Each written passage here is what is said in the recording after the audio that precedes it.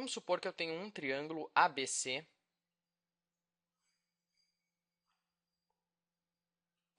Triângulo ABC. E nele está inscrita uma circunferência. Então, aqui está a circunferência inscrita nesse triângulo. Lembrando que a circunferência inscrita é a circunferência que tangencia os três lados do triângulo. Ela vai passar de raspão em apenas um ponto em cada um dos lados. Aí vamos dar nome aos bois. O triângulo é ABC. E vamos supor que esses pontos onde a circunferência tangencia os lados são H, I e J. Nós sabemos que o centro da circunferência inscrita é o incentro, que é o encontro das bissetrizes do triângulo.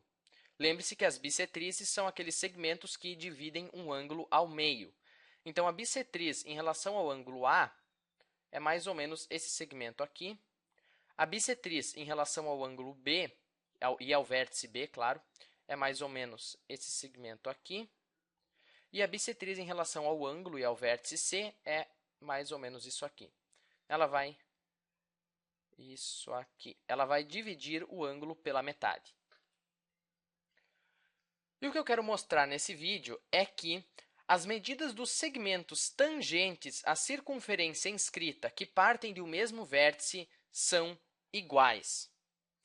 Ou seja, se eu pegar essa medida aqui de A até H, e essa medida aqui é 5 centímetros, a medida de A até I também vai ser 5 centímetros.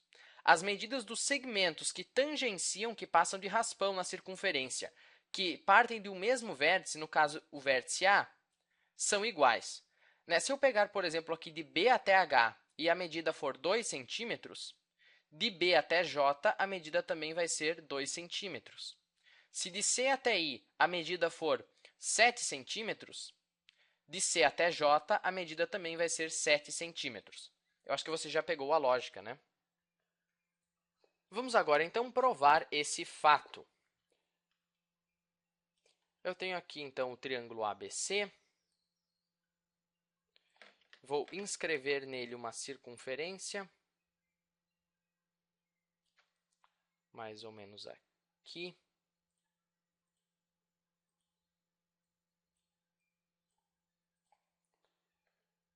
Ok. Essa circunferência tangencia os lados do triângulo ABC nos pontos H, I e J. O incentro do triângulo é o ponto F, que também é o centro da circunferência. E as bissetrizes do triângulo são mais ou menos esses segmentos aqui.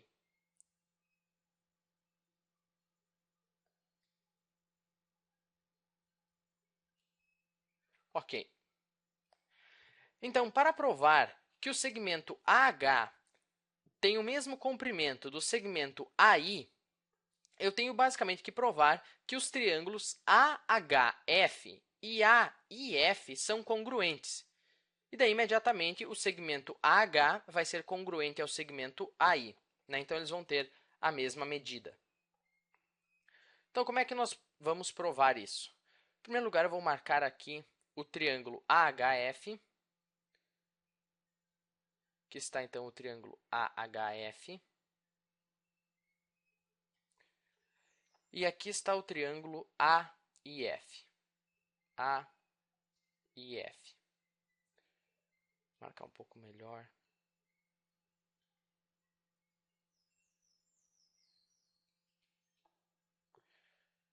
Bom, imediatamente nós percebemos que os dois triângulos AHF e AIF têm um segmento em comum. Eles têm o segmento AF em comum, certo? Os dois compartilham o segmento AF. E também nós percebemos que os dois triângulos têm lados de medidas iguais, né?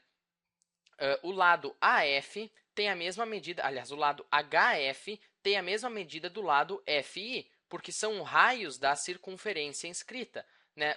Do centro até um ponto em cima da circunferência é o raio, do centro até um ponto em cima da circunferência também é um raio. Os dois triângulos também têm ângulos de 90 graus, né? Esse ângulo aqui é um ângulo de 90 graus, esse ângulo aqui também é um ângulo de 90 graus. Afinal, o raio da circunferência sempre forma um ângulo de 90 graus com o segmento tangente, sempre é um ângulo de 90 graus, né, porque está tangenciando. Nós também sabemos que o segmento AF é a bissetriz do ângulo A, né?